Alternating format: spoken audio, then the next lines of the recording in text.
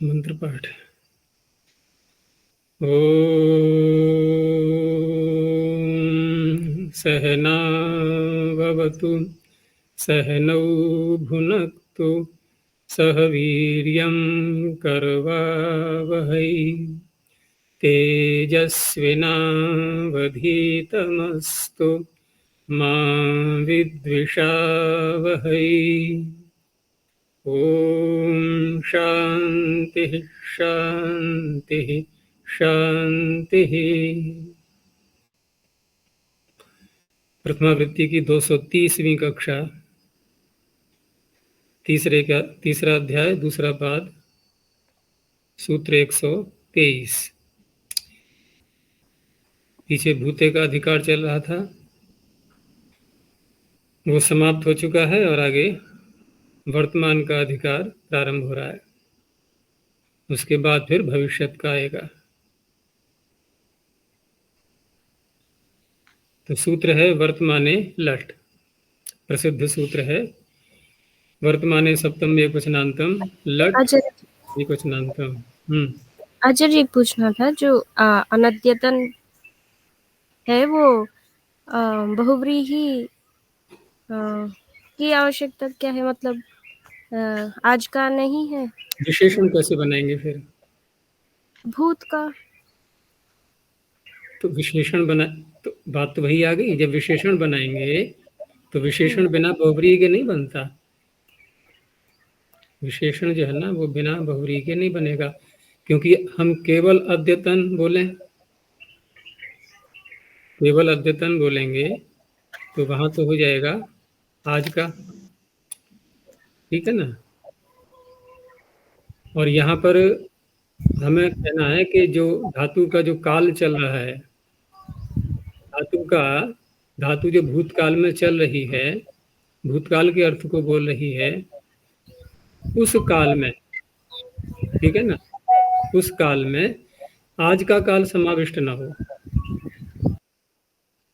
आज होने वाला जो काल है वो समाविष्ट न हो, यानी आज का काल जिसके अंदर नहीं है, ठीक है ना। आज का काल ये तो बोल दिया हमने। अब जिसके, जिसके अर्थ कहाँ से लाएंगे? आज का काल का तो अर्थ हो गया अद्यतन, और इसी को हम अगर नए समास करते हैं कि न अद्यतन अनद्यतन, जो आज का नहीं है, ठीक है, नहीं है आज का, लेकिन जिसके अंदर नहीं है, ये अर्थ कहाँ से लाएंगे? जिसके। तो न विद्यते अद्यतनम यस्मिन, या अद्यतनः कालः यस्मिन। अब यस्मिन कह करके हमने यहाँ पर जो पूरा एक काल चल रहा था भूत वाला, उसमें आज वाले काल को निकाल दिया उसमें से, क्योंकि जो आज का नहीं है इतना ही मात्र बोलेंगे तो उस अवस्था में जो पूरा एक काल चल रहा है भूतकाल, उसके अंदर एक थोड़ा सा अंश जो आज वाला है वो हटाना है उस पूरे समूह में से, पूरे काल में से। तो उस काल का विशेषण बनाने के लिए फिर बहुव्रीहि समास की आवश्यकता पड़ेगी।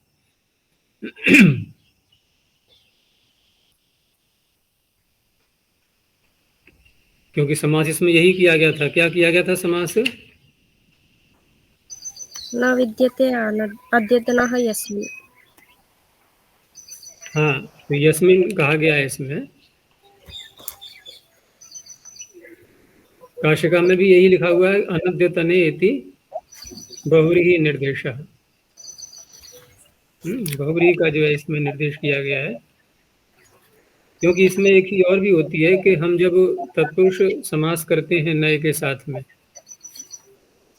तो वहां पर प्रसज्य और पर्युदास ये दो धर्म और चलते हैं समास के। नए समास जहां भी होता है, जैसे कि सुड नपुंसकस्य, अनपुंसकस्य, अब क्या कहेंगे यहाँ पर? प्रसज्य प्रतिषेध है या पर्युदास प्रतिषेध है? ये सब बातें आगे चल करके आएंगी। प्रसज्य में ये होता है कि हम बिल्कुल सख्ती से पालन करते हैं कि ऐसा विषय कहीं नहीं होना चाहिए। जैसे वहां पर यदि कहते हैं कि नपुंसक लिंग का यदि शब्द है तो वहां पर सर्वनाम स्थान संज्ञा नहीं हो सकती। और प्रसज्य मान लिया हमने। प्रसज्य का तात्पर्य है उसकी प्राप्ति दिखा करके, सामने रख करके, और फिर उसको रोक दिया। जैसे किसी को जकड़ दिया, बांध दिया रस्सी से सामने ला करके, ठीक है ना। जैसे कोई चोर है, किसी ने चोरी की है, कोई अपराधी है। अब सामान्य अपराधी है तो ठीक है, हमने कहा कि हमारे घर में ये चोरी नहीं करेगा, हमारे घर में अपराध करेगा तो हम ऐसे ऐसे नहीं करने देंगे, अन्यत्र कहीं करेगा, हमें कोई आपत्ति नहीं है। एक तो ये स्थिति हो गई, तो हमने खुला छोड़ दिया ना उसको। और एक ऐसा है कि नहीं, इसको लाओ पकड़ करके, और इसके द्वारा अपराध नहीं करने देंगे, यहां भी नहीं करने देंगे, अन्यत्र भी नहीं करने देंगे। तो ये क्या हो गया? प्रसज्य। और दूसरी स्थिति क्या थी पहले? पर्युदास। हम उसके प्रति उदास हैं, हमारे से कोई संबंध नहीं, यहां अपराध नहीं करने देंगे, और जय करता है तो हम न रोकेंगे और न करने को कहेंगे। तो अनपुंसकस्य में यदि हम पर्युदास प्रसज्य कर दें तो श्री सर्वनाम स्थानम जस की नहीं करने देगा। फिर वो जस के स्थान पर श्री होता है, नहीं होता है? शस के स्थान पर भी होता है। कोई कहे सूत्र व्यर्थ हो जाएगा, व्यर्थ नहीं होगा, शस के स्थान पर जो हो जाएगा वहां कर देगा वो। लेकिन पर्युदास कहा हमने, पर्युदास जब कहा तो श्री सर्वनाम स्थानम उसने कर दिया, उसको ये नहीं रोक रहा है। अब अनपुंसक से शब्द उसको नहीं रोक रहा है। तो ऐसे ही यहां पर भी जहां तत्पुरुष करते हैं नए समास के साथ में जो घटना घटती और कहीं नहीं। नए समास यदि तत्पुरुष वाला है तो प्रसज्य और पर्युदास ये दो चीजें साथ में चलती हैं, तो वहां अन्यत्र कहीं भी नहीं हो पाएगा। और बहुरी करेंगे तो ये प्रसज्य पर्युदास वाली बात समाप्त हो गई है। अब तो विषय समास ही अलग प्रकार का हो गया है। तो कई बातें हैं ये। तो इस तरह से यहाँ पूरा जो भूतकाल चल रहा है उसमें से थोड़ा सा भाग हटा दिया गया है कि वर्तमान काल जो है वो उसमें अद्यतन वाला जो काल है, आज का काल उसमें समाविष्ट नहीं होना चाहिए।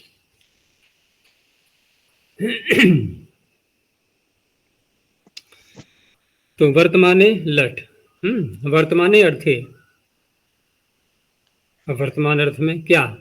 तो धातु का अधिकार चल रहा है, तो वर्तमान अर्थ में वर्तमान धातु से वर्तमाने अर्थे वर्तमानात धातु हो लट प्रत्यय भवति। अर्थात धातु का जिसका प्रयोग हो रहा है वो वर्तमान अर्थ में वर्तमान हो, अर्थात होनी चाहिए। तो पचति भवति आदि ये शब्द सब बन जाते हैं। अब वर्तमान की परिभाषाएं भी भिन्न भिन्न प्रकार से लोग कर सकते हैं, लेकिन सर्वसम्मत जो वैयाकरणों की परिभाषा है वो क्रिया से जुड़ी हुई है। यहाँ पर क्रिया कोई, क्योंकि काल का व्यवहार मैंने कल भी कहा था कि धातुओं के क्रिया के साथ में ही होता है। हम काल का व्यवहार किसी भी अन्य पदार्थ के साथ नहीं कर सकते। जहाँ कहीं भी काल बोला जाएगा तो उसकी समाप्ति, उसकी इति क्रिया पर ही जा करके होगी। हमने कहा ये वस्तु जो है कल की है, अब कल की है कह करके हमने काल का प्रयोग किया, तो यह वस्तु कल की है। कोई कह सकता है कि हमने तो वस्तु के साथ में घटाया है। वस्तु के साथ में नहीं घटाया है, वस्तु की विद्यमानता, वस्तु जो अपना अस्तित्व रख रही है, सत्ता है उसकी, वह कल से चल रही है, ठीक है ना। तो कल से जब उत्पन्न हुई वस्तु वो, और उसके बाद उसकी सत्ता निरंतर विद्यमान है और आज तक विद्यमान है, तो हमने कह दिया ये वस्तु कल से है, कल की बनी हुई है, एक दिन की हो गई, तो एक दिन का काल बीत गया उसमें। तो ऐसे ही यहां पर भी वर्तमान किसको कहा जाएगा? क्योंकि नियम ये होता है कि न्याय दर्शन में भी यही माना गया है कि वर्तमान किसको कहा जाएगा, तो वर्तमान केवल एक ही क्षण होता है। योग दर्शन में भी जहाँ सूत्र आता है हेयम दुखम अनागतम, तुमने कल आसन्न शब्द का भी कोई सूत्र नहीं बताया। योग को भी छोटा सा ग्रंथ है, याद कर लो उसको, बहुत अच्छे अच्छे सूत्र हैं। तो सूत्र कल वाला जो है तीव्र संवेगा नाम आसन्न बोलते हैं नहीं हम लोग, तीव्र संवेगा नाम आसन्न, तो आसन्न शब्द था वहां पर, आसन्न की ही बात चल रही थी कल। यहाँ क्या कह रहा था मैं अभी? एक क्षण की। हाँ, तो क्रिया जो होती है, वर्तमान जिसको हम कहते हैं वर्तमान, केवल एक ही क्षण होता है। क्योंकि जब ये कहा गया सूत्र में कि हेयम दुखम अनागतम, जो दुख अभी आया नहीं है, अनागत है, वो त्यागने योग्य है, हम उसको त्याग सकते हैं, छोड़ सकते हैं। तो कौन सा है वो अनागत? अनागत हम कितनी दूरी का माने, जो कल आएगा वो, या परसों आएगा, या 10 दिन बाद, 1 साल बाद, कौन सा है अनागत? तो वहां उत्तर दिया गया अगले क्षण का। तो अगले क्षण का आया तो प्रश्न था कि वर्तमान वाले क्षण को आप हे क्यों नहीं कह रहे? तो कहा कि जो क्षण चल रहा है, दुख जिस क्षण में है, वो तो आप भोग रहे हो ना, उसे कैसे हटा दोगे? क्योंकि जिस समय आप हटाने का प्रयास करोगे हटेगा, उस समय दूसरा क्षण हो जाएगा, और दूसरा क्षण होते ही तो वो भूत बन जाएगा, फिर वो वर्तमान रहेगा ही नहीं। तो एक क्षण, केवल मात्र एक क्षण, यही तो है वर्तमान। क्षण तत्क्रमयो संयमाद विवेकजम ज्ञानम, उसी को बोलते हैं विवेकज ज्ञान, जिसको क्षणों का ज्ञान हो जाता है। तो क्षण जो है बस यही वर्तमान है, और कुछ भी नहीं है वर्तमान, दार्शनिक दृष्टि से देखेंगे तो। लेकिन यहां ऐसा व्यवहार चल नहीं पाएगा। यहां जब तक हम लटलकार करेंगे तब तक तो भूत बन जाएगा वो। जब तक सिद्धि सिद्धि की प्रक्रिया अपनाएंगे तब तक क्या हो जाएगा, भूते के पास पहुंचेगा वो। करते रहो लटलकार, कहाँ से करोगे? तुम कहोगे हम लट करके आए, तो कहेंगे जिस जिस समय तुमने लट किया था उस समय था, वर्तमान अब तो नहीं है। अब तुम्हें लट करने का अधिकार ही नहीं है, वो तो भूत बन गया। तो इसलिए परिभाषा की गई कि क्रिया, जिस क्रिया को आरंभ किया गया है, वह क्रिया जिस क्षण आरंभ की थी और अभी पूरी नहीं हुई है, तो जब तक पूरी नहीं हुई है वो, तब तक उसे कहेंगे वर्तमान। इसीलिए ये पूरा जीवन, जन्म से लेकर मृत्यु तक, क्या है ये? वर्तमान जीवन, वर्तमान ही तो है। जब तक मृत्यु नहीं हुई है, कई वर्ष बीत गए पीछे, हम कई वर्ष के हो गए हैं, कहने को भूतकाल है सारा, ये हो गया, लेकिन नहीं, ये कौन सा है? वर्तमान जीवन।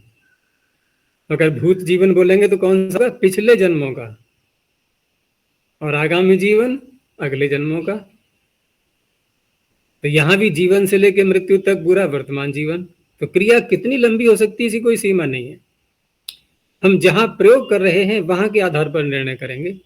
अब किसी ने पचन क्रिया प्रारंभ की है, भोजन पका रहा है कोई, तो प्रारंभ से लेकर के अंत तक सारी जो सज्जा है, तैयारी है, सब पूरी की गई, अग्नि जलाई, पात्र में रखा, पकाया, सब किया, ये संपूर्ण क्रिया जब तक न हो जाए तब तक हम कहेंगे भोजनम पचती, भोजन पका रहा है।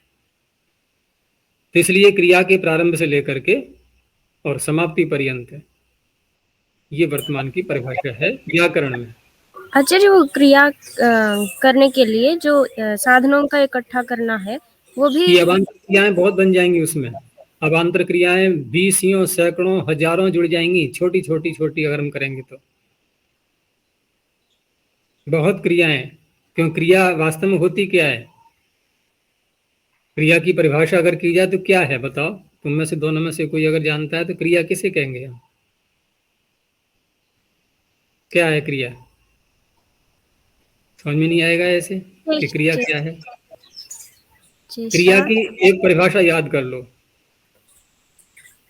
जो कि सर्वत्र लागू होगी, कि कोई भी क्या, बल्कि सूक्ष्म पे पहुंच जाओ, सीधा एक परमाणु पर पहुंच जाओ, कि एक परमाणु जितनी देर में एक पलटी खा जाता है, ठीक है ना, वो क्रिया का सबसे छोटा, उसको समय भी कह सकते हैं, उसी को क्षण बोलते हैं। क्षण का तात्पर्य ही वही है। काल की परिभाषा और क्रिया की परिभाषा ये दोनों अगर जोड़ी जाए ना तो एक दूसरे पर आश्रित हैं। ये काल की परिभाषा बिना क्रिया के हो जाएगी। अभी हम काल की तो बात कर रहे थे, वर्तमान काल भूतकाल, बिना क्रिया के संभव नहीं है ये। तो हमने काल की परिभाषा को जब क्रिया के साथ जोड़ा तो क्रिया तो हम उसे कहेंगे ना कि एक किसी पदार्थ ने अपने स्थान को छोड़ा है, देशांतर की प्राप्ति की है उसने, यही तो क्रिया है। क्रिया माने हिलना। तो हिलने में क्या होगा? हिलने में कोई भी वस्तु अपने स्थान को छोड़ के दूसरे स्थान को प्राप्त करेगी, इसको कहते हैं देशांतर प्राप्ति। तो देशांतर प्राप्ति में हम सबसे छोटी स्थिति कहाँ पर पाएंगे? परमाणु में जाकर के पाएंगे। तो पचन क्रिया में अब कितने परमाणु हिल रहे हैं, कहाँ कहाँ जा रहे हैं, क्या क्या हो रहा है, कितनी सारी अनंत क्रियाएं भरी पड़ी हैं इसके अंदर। और क्योंकि एक एक परमाणु की एक एक क्रिया जोड़ी जाएगी। एक बार पलटी खाई उसने तो एक क्रिया हो गई पूरी, फिर दोबारा जो आगे और बढ़ेगा वो दूसरी क्रिया, तीसरी क्रिया। हम कदम बढ़ाते हैं आगे तो कदम, एक कदम में ही लाखों करोड़ों क्रियाएं, अरबों क्रियाएं आ जाएंगी। तो इस तरह से व्यवहार नहीं चल पाएगा, ऐसे हम अर्थ करते रहेंगे तो। इसलिए पूरा एक समूह ले लिया कि पचन क्रिया में जितने भी आवश्यक घटक हैं सारे, जिन जिन पदार्थों की आवश्यकता है भोजन में, वो सारे, सब्जी काटना, सब्जी को धोना, दाल को धोना, अग्नि को जलाना, उसमें ईंधन डालना, जल डालना, मसाला डालना, ये क्या क्या क्रियाएं उसमें जोड़ी जा सकती हैं, सब सब मिला करके ये पचन क्रिया बनेगी।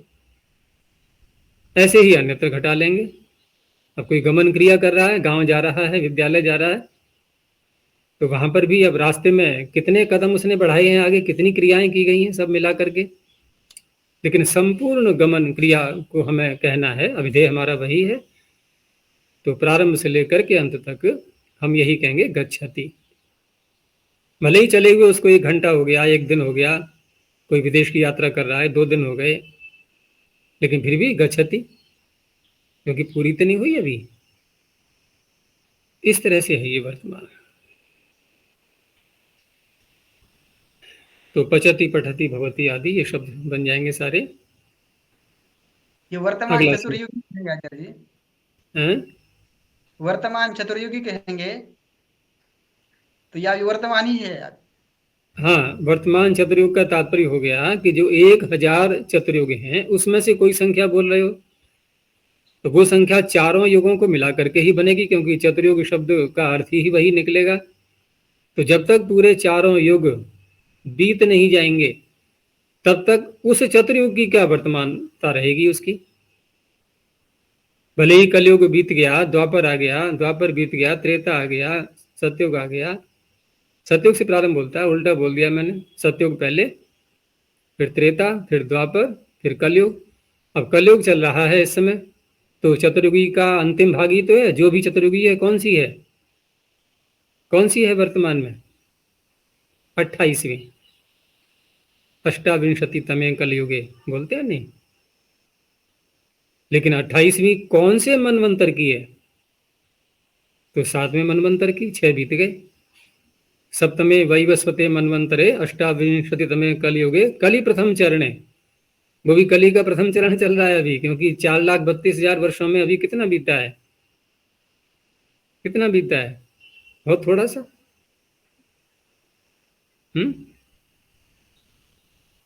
5,100 कुछ वर्ष बीते हैं, कितने हैं देखना हिसाब लगा के।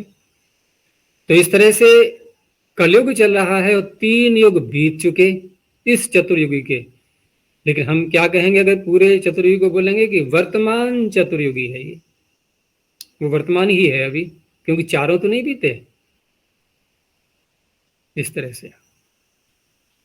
और सृष्टि को बोलेंगे तो वर्तमान सृष्टि। अब कितना काल लोगे, 2 अरब साल बीतने जा रहे हैं लेकिन फिर भी वर्तमान है सृष्टि, है भूतकाल कहाँ हुई है अभी। तो कौन सी क्रिया को हम बोल रहे हैं उसका प्रारंभ देखना होगा हमें, और उसका अंत कब होना है ये देखना है।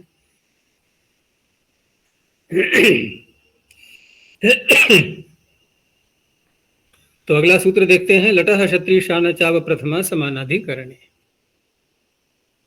लटः षष्ठी एक वचनांतम, क्षत्रिय शानचौ प्रथमा द्विवचनांतम, अप्रथमा समानाधिकरणे सप्तम एक वचनांतम। अब यहाँ अप्रथमा समानाधिकरणे, समानाधिकरण शब्द भी आ रहा है इसमें और नए समास किया गया है। तो अधिकरण वही होता है अभिधेय, और समान है अधिकरण जिसका, वो समान अधिकरण कहलाएगा। अब समान अधिकरण यानी क्रिया, जो जिस क्रिया से, जिस धातु से हम प्रत्यय कर रहे हैं, लट लकार ला करके उसके स्थान पर क्षत्रिय और शानच कर रहे हैं, और वर्तमान काल में भी है वो, तो उस धातु को देखेंगे कि उस धातु का, क्योंकि धातु जब है, क्रिया जब है, तो कोई कर्ता भी होगा, बिना कर्ता के क्रिया होती नहीं है। तो क्रिया के साथ कर्ता के, कारक के साथ क्रिया का समानाधिकरण होता है। अब कारक के साथ क्रिया का समानाधिकरण होता है तो प्रथमा विभक्ति भी आ सकती है उसमें, द्वितीया भी आ सकती है, तृतीया भी आ सकती है, ठीक है ना। कारकत्व तो किस रूप में लेना है हमें, वो कर्म कारक है, करण कारक है, संप्रदान है, अपादान है, कुछ भी हो सकता है। तो वहां पर निषेध कर दिया गया कि प्रथमा व्यक्ति न हो उसमें, जिसमें हम कारकत्व देख रहे हैं, क्रिया के साथ जिसका समानाधिकरण जोड़ा जा रहा है, तो वहां पर वह प्रथमांत नहीं होना चाहिए।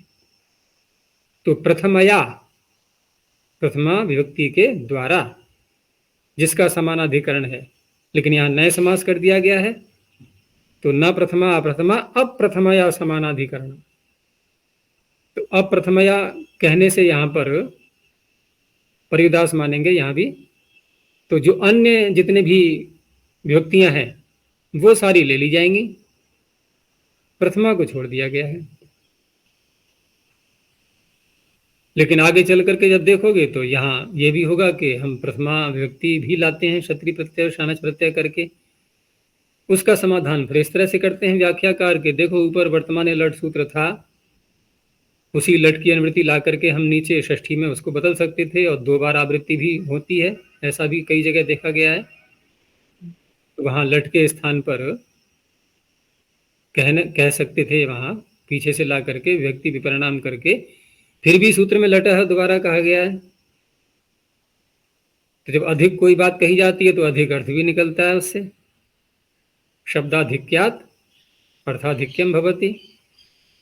तो अर्थ की अधिकता क्या हो गई कि प्रथमा के साथ भी समानाधिकरण होता है, तब भी क्षत्रिय और शानच का प्रयोग मिलता है। उसी का प्रपंच फिर आगे भी है, ये संबोधनेच है, प्रथमा ही तो है वो, तो उसी का प्रपंच माना जाएगा वो। क्योंकि जब सिद्ध हो हुआ, लटह कहने से दोबारा सिद्ध हो गया, और फिर भी संबोधनेच सूत्र है, तो ये क्या है, प्रपंच, उसी का विस्तार। तो अर्थ हो जाएगा कि लटह स्थाने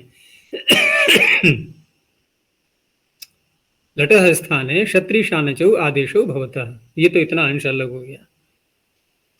लेकिन अप्रथमा समानाधिकरणे जो कहा गया साथ में, तो अप्रथमांतेन समानाधिकरण्यम स्यात्, प्रथमा से भिन्न किसी अन्य विभक्त्यंत के साथ समान अधिकरण, समानाधिकरण्य होना चाहिए। ऐसी धातु से जो लट लकार आएगा पूर्व सूत्र से, उस लट के स्थान पर क्षत्रिय और शानच हो जाएंगे। और ये असरूप हैं, ये लट और क्षत्रिय और शानच। तो यहाँ कोई अपवाद वाली बात भी नहीं है, कोई कहे कि जब पूरा आदेश ही कर दिया तो लट का प्रयोग कहाँ होगा फिर, लट का प्रयोग कहाँ हो पाएगा फिर, क्योंकि वहां तो क्षत्रिय शानच कर दिए। ऐसा कुछ नहीं है, पूर्व सूत्र भी अपना कार्य करेगा और हम इसको भी ले सकते हैं।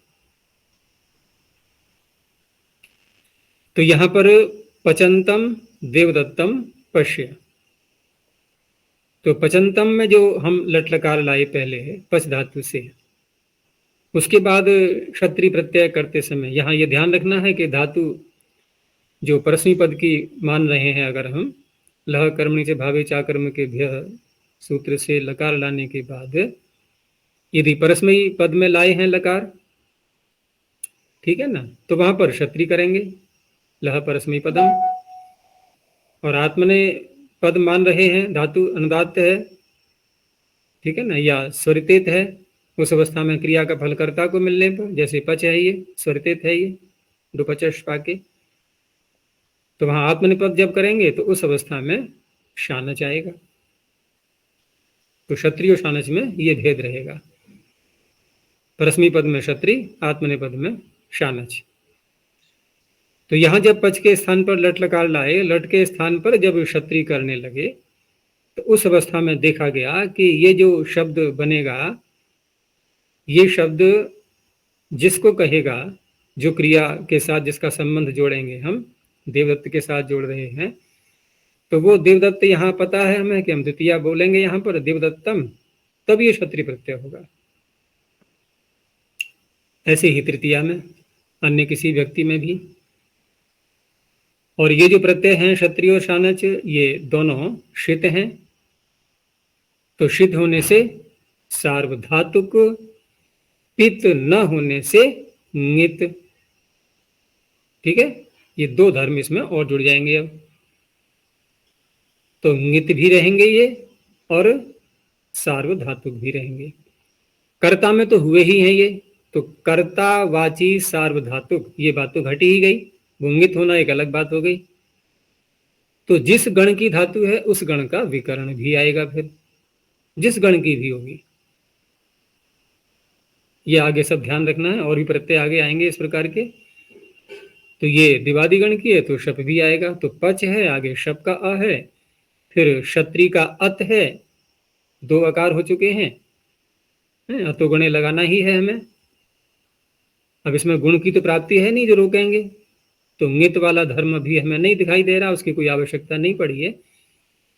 और दूसरा यह है कि विकरण करने के बाद जो अंग बनेगा, यदि वह अंग आकारांत बन रहा है, ठीक है ना।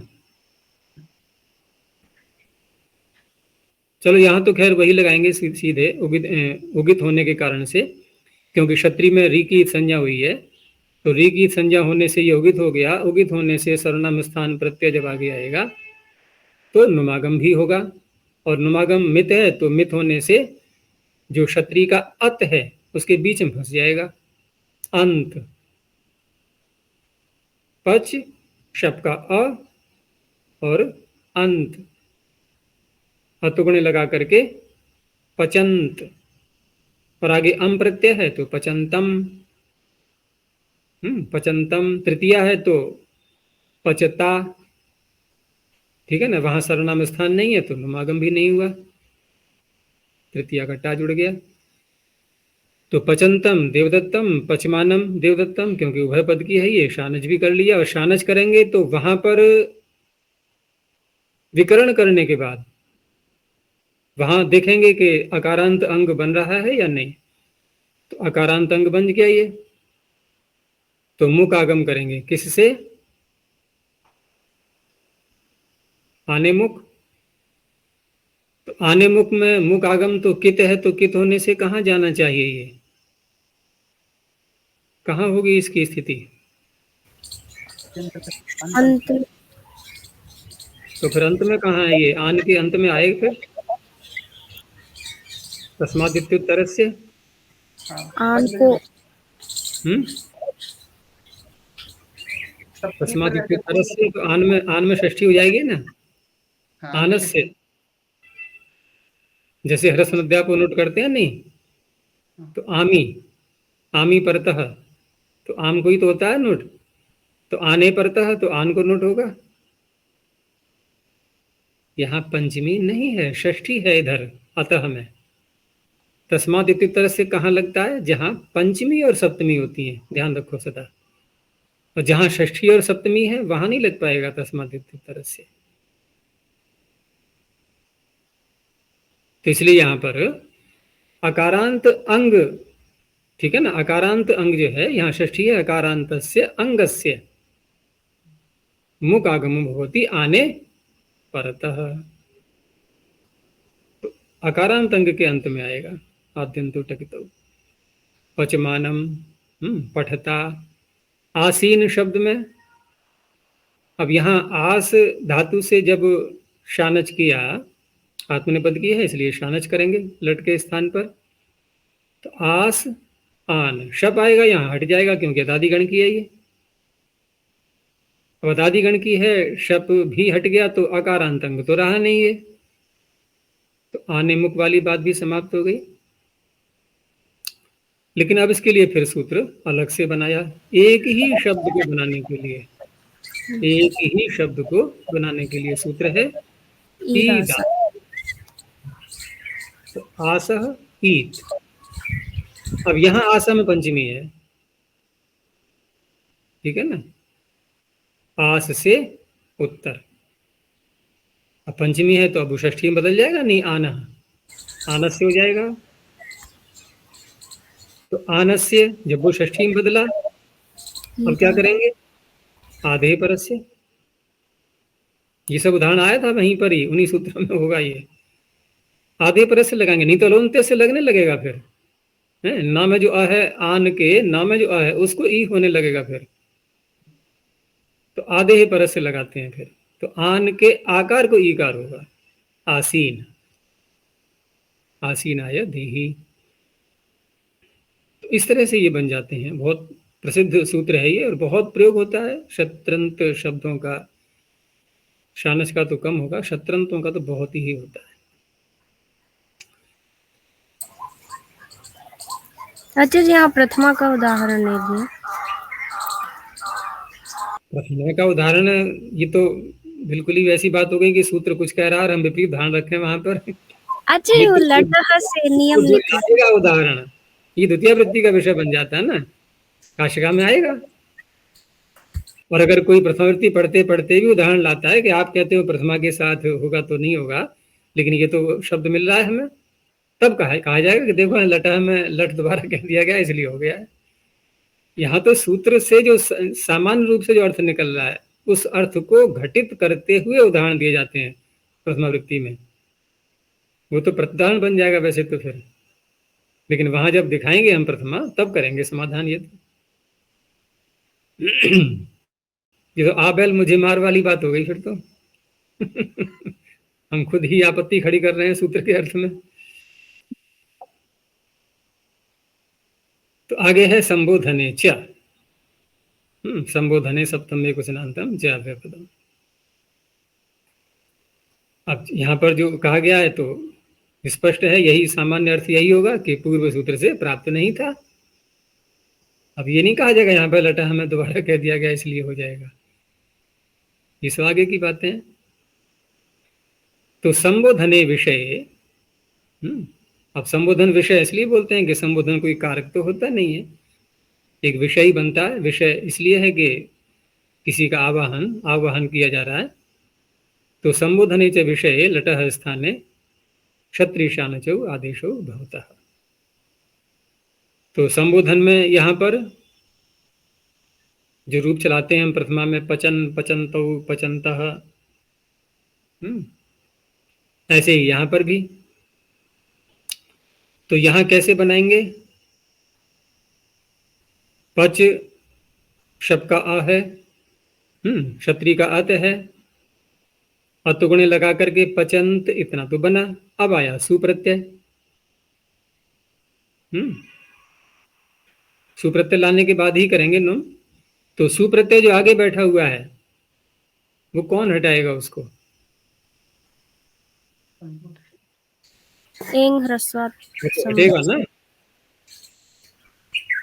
हटा तो वहां भी है, जो प्रथमा व्यक्ति में पचन शब्द है वहां भी तो सु हटा है।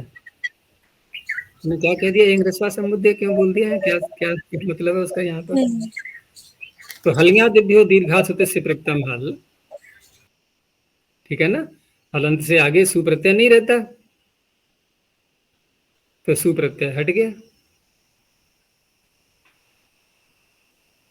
अब सुप्रत्यय हट गया तो फिर नकार का लोप भी तो होना चाहिए अब अंत में, क्योंकि पहले तकार हटाएंगे संयुगांत से लोपः, संयुगांत से लोपः से तकार का लोप हो गया नहीं। जी। फिर नकार का लोप,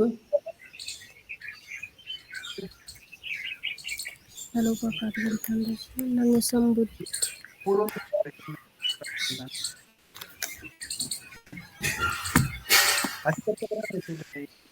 नंग हम्म? संबुद्ध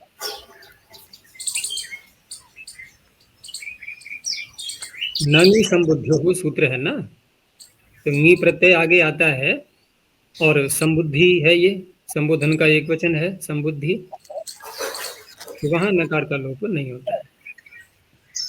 तो हे पचन, हे पचमान, इस प्रकार से बनाएंगे। लेकिन यहाँ पर एक चीज और है, यहाँ क्योंकि कोई कह सकता है फिर कि हम फिर प्रथमा में कैसे करेंगे, जो प्रथमा व्यक्ति आती है पचन पचन तो पचनता, वहां नकार के लोप को कैसे रोकेंगे? आचार्य यहाँ पूर्वत्र सिद्धम काम करता है। हाँ, पूर्वत्रा सिद्धम जो है ना, पूर्वत्रा सिद्धम यहाँ पर संयुगांत लोप वाला जो लोप है वह सिद्ध हो जाता है, ठीक है ना। लेकिन यहाँ यहाँ जो है ना सुप्रत्यय, तो सुप्रत्यय जैसे हमने कहा कि हम हलियां दिभ्यो दीर्घा सदस्य व्यक्तम हल, इससे हटा सकते हैं। और समूल नपुंसकात, नपुंसक लिंग से उत्तर सुअरम का लोप हो जाता है, नहीं सुअरम का लोप हो जाता है नपुंसक से उत्तर, और वो है लोक, ठीक है ना। नपुंसक लेकिन वो नपुंसक में लगेगा, यहाँ तो लगेगा नहीं, ये तो सामान्य शब्द ही है, ये तो पुल्लिंग में चल रहा है यहाँ पर, नपुंसक में तो बनेगा फिर वहां तो नमागम भी नहीं हो पाएगा, क्योंकि सर्वनाम स्थान संज्ञा ही नहीं बनेगी, तो पचत बनेगा, पचत बनेगा वहां पर, ये तो पुल्लिंग का ही है। तो यहाँ तो इसी से हटाएंगे, हलंगा दिव्यो दीर्घा से त्रिक्रम हल। तो इस तरह से नंगी संबुद्धियों भी लगा सकते हैं यहाँ पर, वैसे वो अन्य किसी प्रयोजन के लिए है सूत्र को। और हम ये भी कह सकते हैं कि संयुगांत से लोप से जो लोप किया था अंत में तकार का, तो असिद्ध प्रकरण में होने के कारण से इस सूत्र की दृष्टि से वो असिद्ध हो जाएगा। लेकिन यहाँ पर यह भी है कि ये जो नकार का जो लोप होता है ना, ये तो ये यहाँ बता दिया गया है कि ये कहाँ कहाँ पर असिद्ध होता है। जैसे पूर्वोत्तरा सिद्धम के आगे ही सूत्र आता है, कौन सा, ये इसी सूत्र के लिए है, नलोप प्रातिपदिकांत से सूत्र से ही जुड़ा हुआ है ये।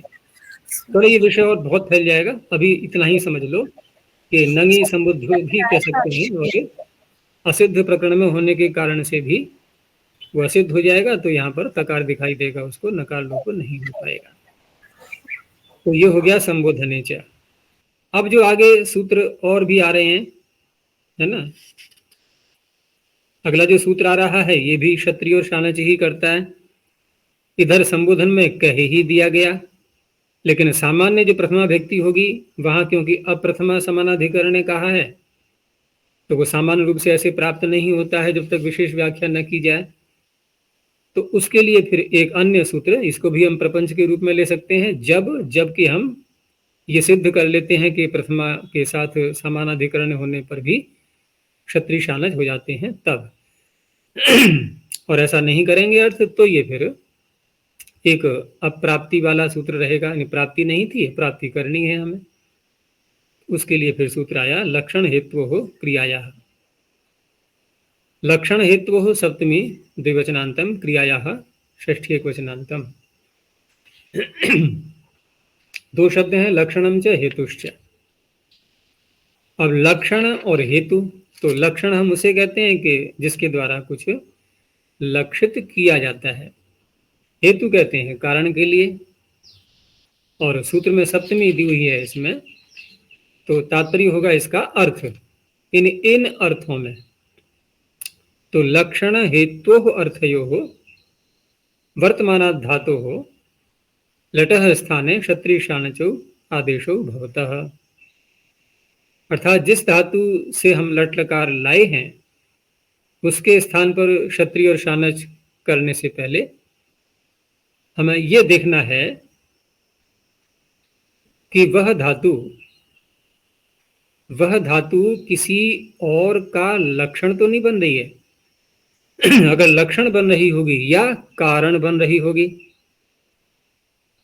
तब यहां पर यह सूत्र क्षत्रिय शानच आदेश करेगा। जैसे उदाहरण में कोई बच्चा भोजन कर रहा है, अब भोजन करने की क्रिया को कि किस तरह से भोजन कर रहा है ये बताने के लिए एक क्रिया हमने और बोली, तो अन्य क्रिया जो बोली है और उसकी स्थिति बताई जा रही है भोजन करते हुए की, तो अब वो जो धातु दूसरी बोलेंगे वो क्या बन जाएगी? लक्षण। वो लक्षित कर रही है किसी अन्य क्रिया के लिए, तो भोजन क्रिया का लक्षण बनी वो कि सोते सोते भोजन कर रहा है, लेटे हुए भोजन कर रहा है। तात्पर्य कहने का ये, सोने में तो नहीं कर पाएगा, सोते समय तो मुख ही नहीं चलेगा। लेकिन होते हैं बहुत से बच्चे ऐसे कि बच्चा सो रहा है, माँ दूध पिला रही है, उसको पी जाता है पूरा दूध, ऐसे ही निद्रा में ही पूरा दूध चम्मच से, या उसकी जो बोतल लगा देते हैं ना निपल लगा करके, वो पीता रहेगा बच्चा, और सो भी रहा है और दूध भी पी रहा है। लेकिन वो एक स्वप्नावस्था जैसी होती है। तो यहाँ शयानो भुंगते बालह, यहाँ लेटना अर्थ ही लेंगे कि बालक जो है वो लेट करके लेटे लेटे अवस्था में भोजन कर रहा है। तो प्रथमा के साथ देखो है सामानाधिकरण ने, तो उससे प्राप्त नहीं था लटह क्षत्रिय शानचा सूत्र से, इसने कर दिया। तो शी धातु से यहाँ पर, अब क्योंकि क्षत्रिय और शानच दोनों आदेश कर रहा है ये, लेकिन शी धातु आत्मनेपद की है, नियत है ना, शींग स्वप्ने, तो क्षत्रिय तो हो नहीं पाएगा, शानच ही हो सकता है यहाँ तो। और दूसरा ये अदादिगण की है, तो ध्यान रखना है कि शप आएगा उसका लुक हो जाएगा। लेकिन शानच प्रत्यय तो ये नित भी है, बताया था मैंने, क्षत्रिय हो या शानच हो, ये तो नित भी होते हैं ना सार्वधातुकम पे, तो गुण कैसे हो गया शी को?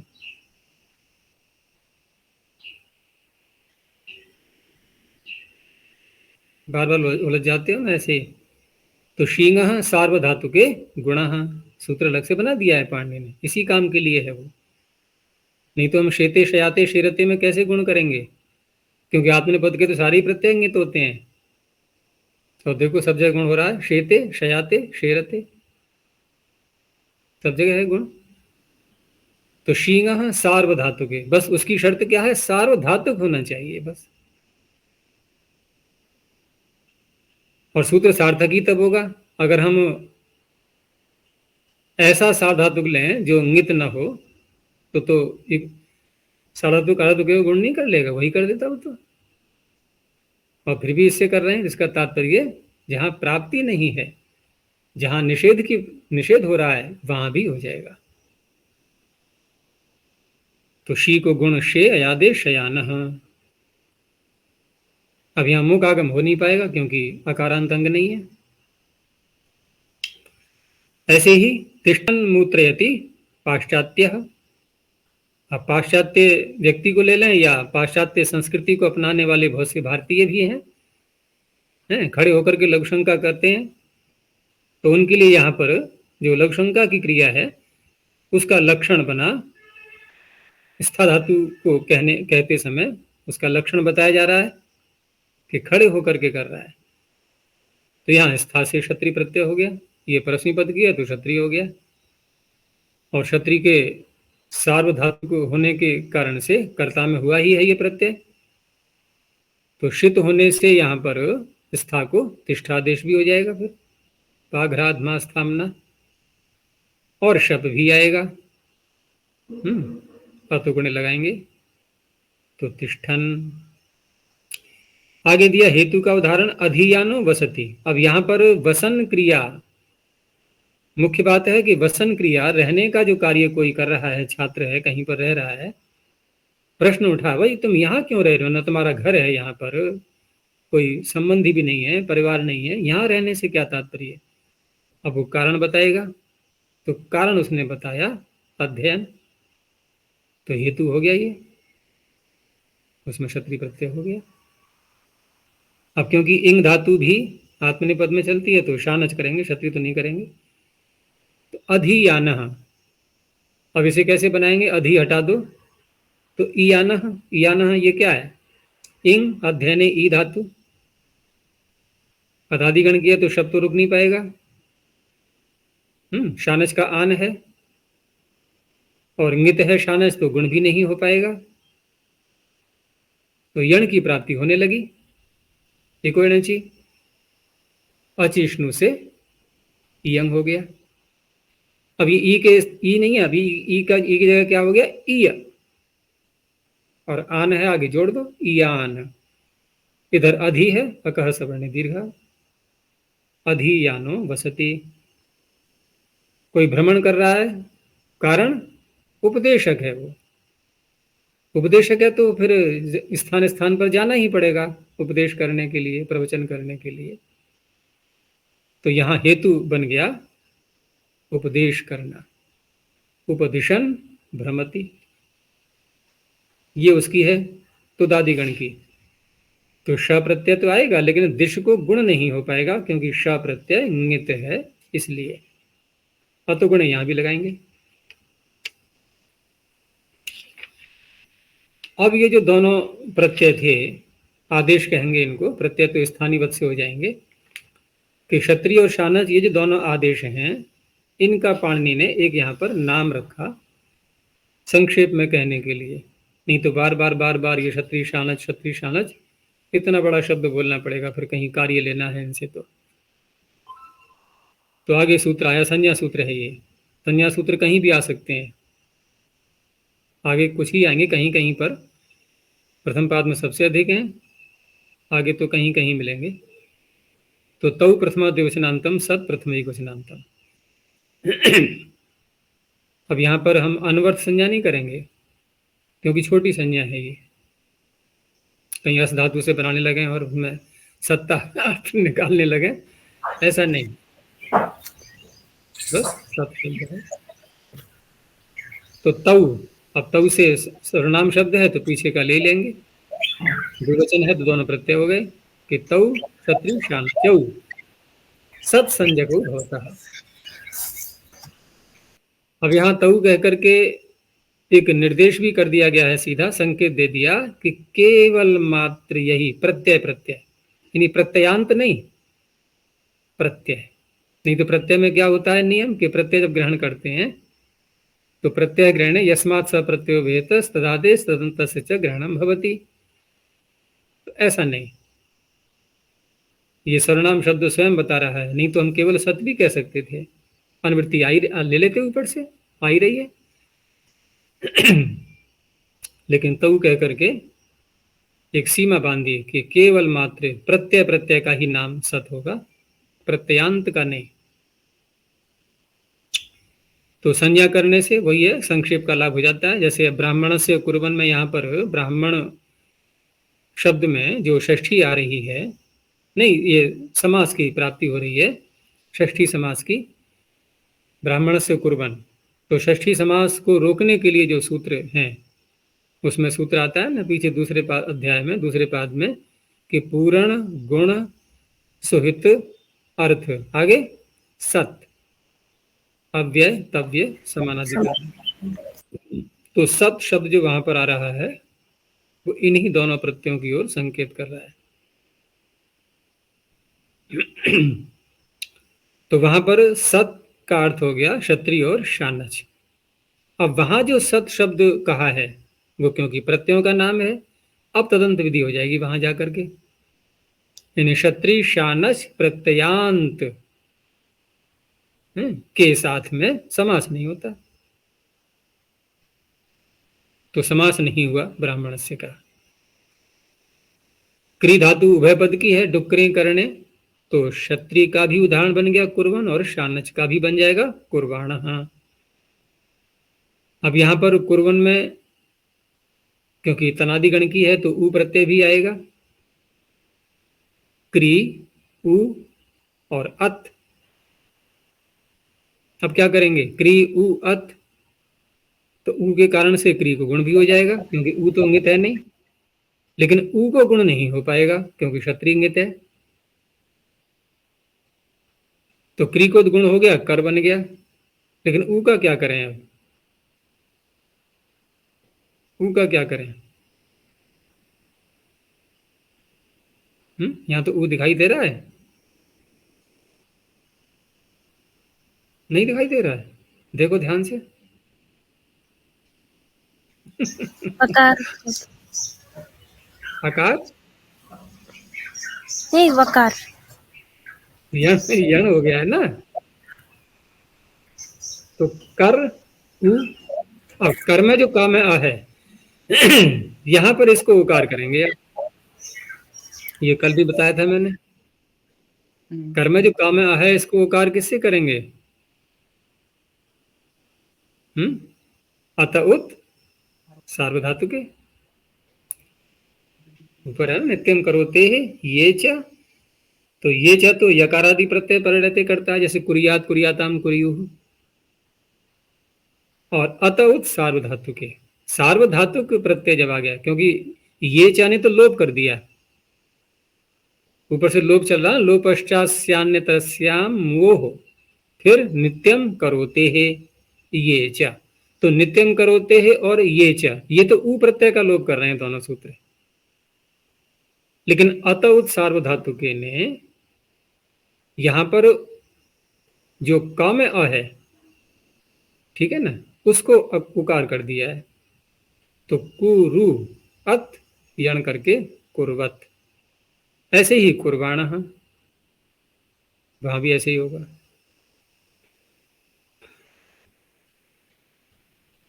तो एक तो ये हो गया सत का प्रयोजन, पूर्ण गुण सुहितार्थ से षष्ठी समास को रोकने के लिए। दूसरा सत शब्द का प्रयोग तीसरे पाद में आएगा इसी अध्याय में, कि लिटः सद वा, क्योंकि यहां जो है ये क्षत्रिय और शानच ये होते हैं लट के स्थान पर, लेकिन तीसरे पाद का जो सूत्र है वहां पर लिट के स्थान पर भी ये आदेश होते हैं। आचार्य जी, ये संज्ञा सार्थक तो नहीं है, लेकिन वैसी बहुत सारी संज्ञाएं हैं ना, उस संजन तक, जैसे नदी संज्ञा है, नदी संज्ञा वाला ही वहाँ शब्द, एक संज्ञा शब्द रखा है नदी। तो वैसे सत भी एक क्षत्रिय है प्रत्यांत, और ये साहचर्य से युगल उसका ग्रहण किया जाएगा, क्षत्रिय और शानच दोनों। तो नदी तो नदी शब्द है ना एक, सत शब्द कौन सा है जिसकी संज्ञा कर रहे हैं हम सत? क्योंकि नदी में तो ये कह सकते हैं कि नदी संज्ञा भी है और नदी की भी नदी संज्ञा होती है। यहाँ ऐसे कैसे कह पाएंगे कि सत संज्ञा भी है और सत की भी सत संज्ञा होती है? ऐसे तो नहीं बोल सकते है ना आचार्य जी। हाँ, क्षत्रिय का तो अत बचता है, सत तो बचता नहीं है। हम उसमें से भी कोई भाग निकालें सत जैसा, वो भी नहीं निकल पा रहा है, तो सार्थकता इसमें नहीं देखी जाएगी, छोटी संज्ञा है इसलिए। तो लिट के स्थान पर भी जब कहा कि लिट सद्वा, तो वहां भी सत कह करके ये दोनों प्रत्यय गृहीत हो जाएंगे, और लिट के स्थान पर भी क्षत्रिय करेंगे तो करिष्यन, शानच करेंगे तो करिष्यमाणः। समास का निषेध वहां भी हो जाएगा, ब्राह्मण से करिष्यन, ब्राह्मण से करिष्यमाणः।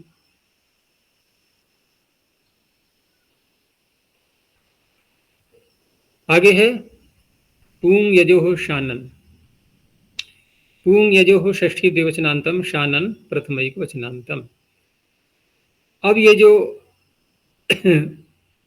अभी तक जो लट का अधिकार चल रहा था कि लट पहले लट लकार किया गया, फिर लट के स्थान पर क्षत्रिय शानच किए गए, और फिर उनका नाम रख दिया गया, यहां तक ये तो प्रकरण हो गया पूरा। लेकिन अब जो आगे अन्य प्रत्यय आ रहे हैं, शानन है, चानश है इत्यादि, तो वर्तमाने का तो अधिकार चल रहा है, वर्तमान काल में तो ये प्रत्यय होंगे, लेकिन ये लट के स्थान पर नहीं है, ये ध्यान रखना, क्योंकि लट के स्थान पर करने से कुछ आपत्तियां आती हैं, स्वर संबंधी भी कार्य होते हैं। जैसे लकार के स्थान पर हम कोई प्रत्यय करते हैं और वो होता है सार्वधातुक, तो ल सार्वधातुक मनदात महीन मंगो सूत्र सुना होगा, तो ये स्वर संबंधी जो सूत्र है ना, ये भी प्राप्त होने लगते हैं, और हम स्वतंत्र प्रत्यय रखते हैं शानन को, तो वो स्वर वाला कार्य तो यहाँ नहीं हो पाएगा संपन्न। बाकी और कार्य तो होंगे, क्योंकि शित होने से सार्वधातुक है, और कर्तरीकृत से कर्ता में भी होंगे ये सारे प्रत्यय। तो कर्तावाची सार्वधातुक जब ये दो बातें मिल जाती हैं तो फिर जिस गण की धातु है वो विकर्ण भी आएगा। वो काम तो जो कितने होने हैं सब।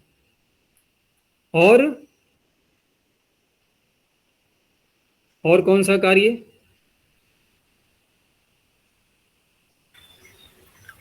आन हाँ, मुखागम वगैरह वो तो खैर होना ही है। और दूसरा ये है कि कहीं गुण की प्राप्ति, जैसे यहाँ तो पुंग और यज है, यहाँ तो दो ही धातुएं हैं, ये गुण वाली बात भी नहीं है यहाँ पर, क्योंकि पुंग में गुण होगा भी तो वो तो शब्द को मान करके होगा ना, शानन को मान के नहीं। क्योंकि शानन तो ङित कहलाएगा शित होने से, अपित और शित होने से ङित बन जाएगा ये। लेकिन ङित बन के ये कर कुछ नहीं पाएगा यहाँ पर इन दोनों धातुओं में, क्योंकि दोनों भुआदि गण की है। ये पुंग धातु है ना, ये भुआदि गण की है, ये पुंग पवन है। और जो स्वादि गण वाली है वो है पूय, पूय पवन है, पुनाति जिसका बोलते हैं ना रूप। तो पुनाति का भी अर्थ वही है, पवन है।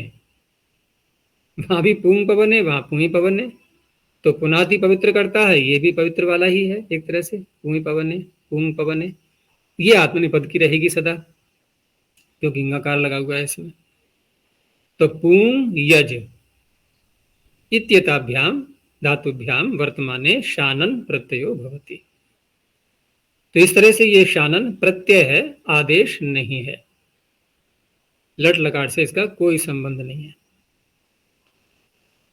तो इस तरह से वर्तमान काल में सीधा ये प्रत्यय हो गया है, और अर्थ वही ले लेंगे जो धातु का अर्थ है, यानी पवित्र करने वाला, ऐसे बोल दो। जैसे प्राय करके हम बोलते ही हैं, जैसे ऋणगुल त्रिचौ तो वाला वाला कह के बोलते हैं। अब क्योंकि यहाँ पर काल भी साथ में जोड़ा गया है, वहां तो काल नहीं था ऋणगुल त्रिचौ में, लेकिन यहाँ काल जोड़ा गया है, तो यहाँ साथ में ये भी ध्यान रखना है। ठीक है, पवित्र करने वाला है, लेकिन वो पवित्र करता भी है, कर भी रहा है। तो पवमानः, ऐसे ही यजमानः, तो नित्य प्रति यज्ञ करता है तो यजमान हो गया वो। तो यहाँ पर तू को गुण करके शब्द के कारण से ये अकारांत अंग बन गया है, यज भी अकारांत अंग बन गया शब्द के कारण से, इसलिए आने मुख लग गया दोनों स्थानों पर। अकारांत अंग नहीं बन पाता तो आने मुख नहीं लग पाता। तो पवमानः यजमानः।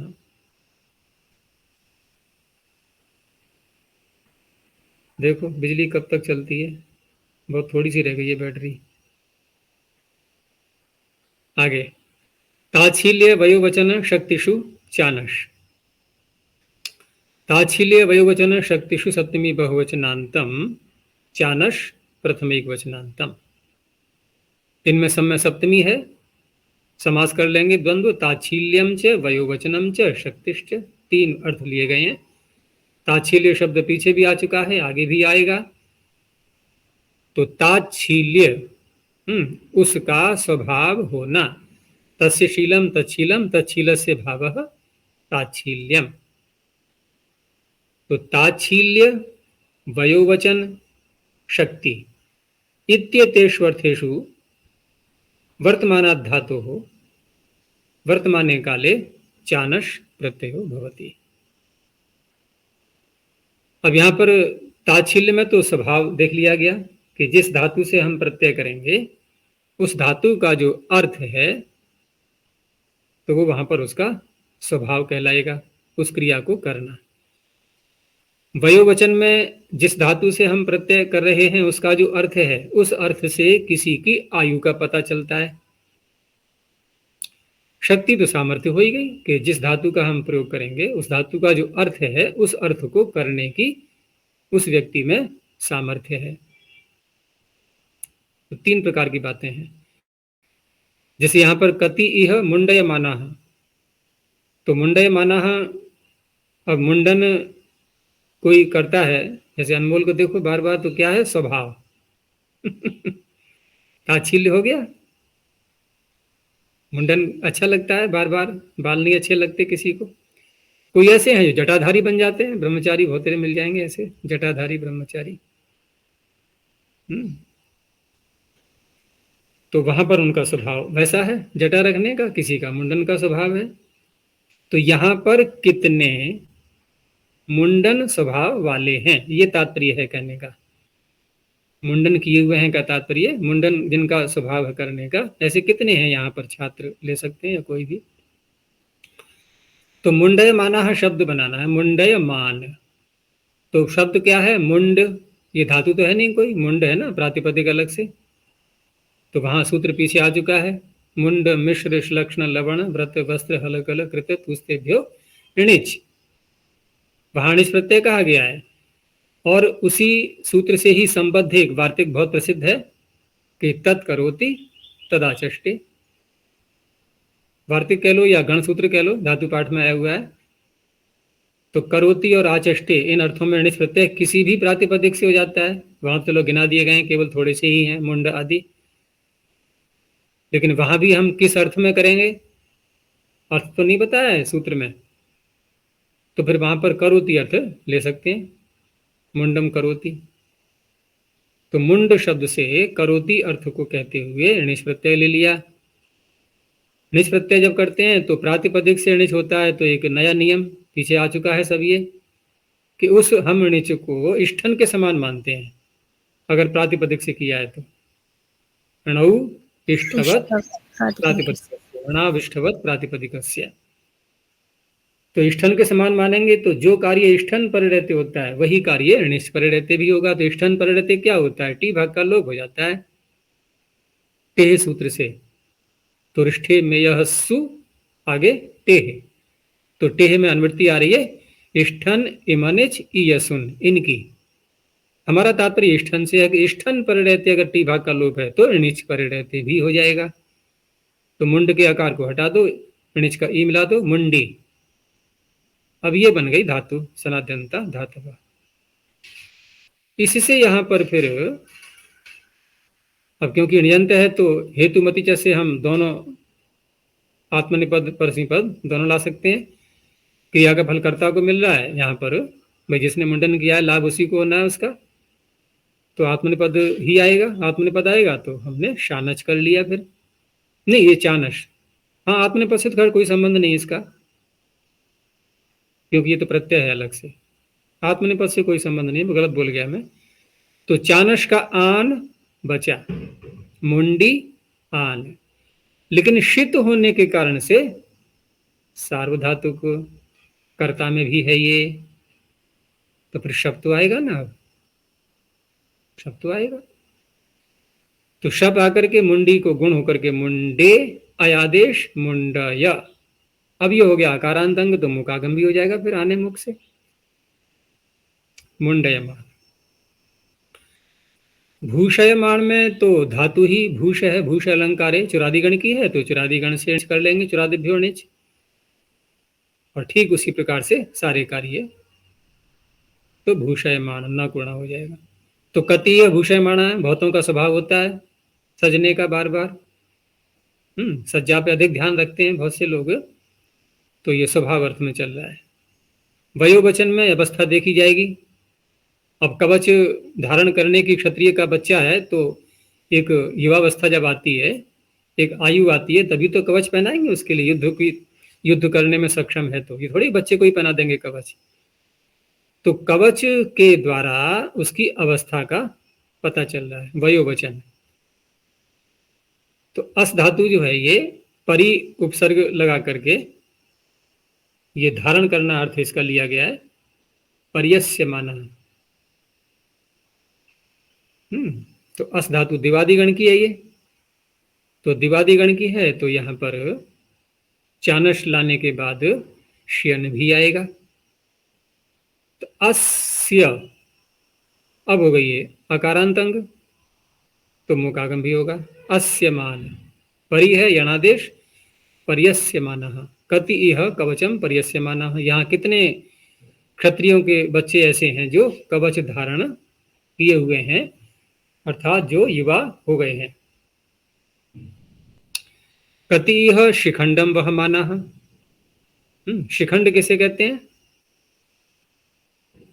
चोटी को शिखा भी कहते हैं और शिखंड शब्द भी है।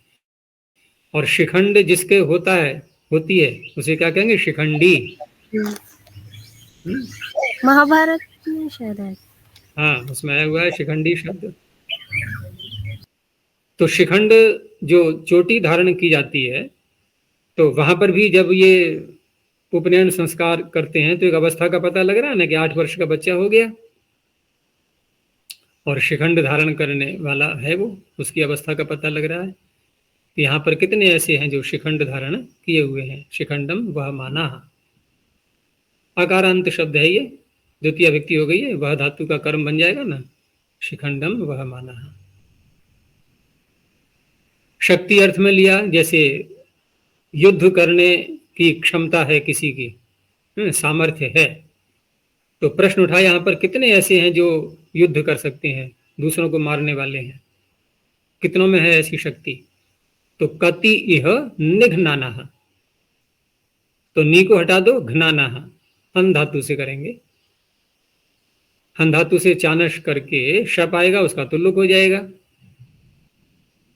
लेकिन चानश के शित होने से, अपित होने से नित भी रहा ये, तो फिर हन की उपधा का लोप भी करेंगे। हन की उपधा का लोप होते ही क्या स्थिति बन जाती है, हकार के आगे नकार आ जाता है, तो घकार करेंगे ही फिर, हो हंतिरणेशु, तो घन हो गया इधर, आगे आन है घनान, निघनाना। कति है पचमाना है, तो यहाँ पर तात्पर्य है कि पचाने की क्षमता, पचाने की क्रिया किन किन को आती है, कौन है निपुण इस कार्य में, क्योंकि शक्ति अर्थ में लेना है। तो कति इह पचमाना।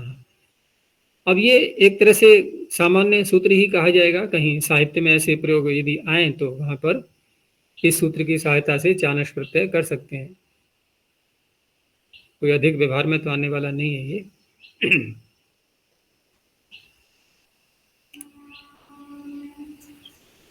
आचार्य यहाँ घकार हुहन्तेरणन्येषु, हाँ, हो अंतरणेशु, क्योंकि उपधा का लोप करते ही नकार आगे आ गया, उसमें शर्त यह है कि ञित, णित और नकार, 3 चीजें हैं, तभी तो बहुवचन है ना, हिरण्येषु। हाँ जी, केवल णित नहीं है, केवल णित होता तो बहुवचन क्यों आएगा फिर, णकार और नकार दो ही तो हुए, णित और नकार। तो ञित, णित और नकार, तो ञित णित तो बनेगा प्रत्यय का विशेषण, ञित णित प्रत्यय आगे आ जाए कोई, जैसे घातयति, अथवा नकार ही आ जाए सीधे हकार के आगे, क्योंकि हकार को घकार करना है। तो इस तरह से 3 स्थितियों में करता है वो हकार को घकार, तो निघनाना है। बस इतना ही रखते हैं। प्रणव ध्वनि। ओ